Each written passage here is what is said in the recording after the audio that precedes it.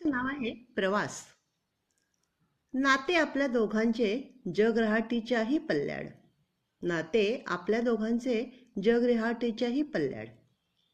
वेगवेगळ्या प्रकारे मी ते जपत असते जीवापाड. वेगवेगळ्या प्रकारे मी ते जपत असते जीवापाड. असतो खूप दूर दूर एकमेकांपासून.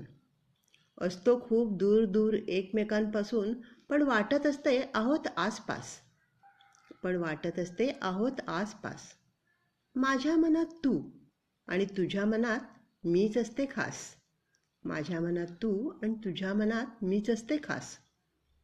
भेटत तर असतो रोजच फोनवर दिवसभर.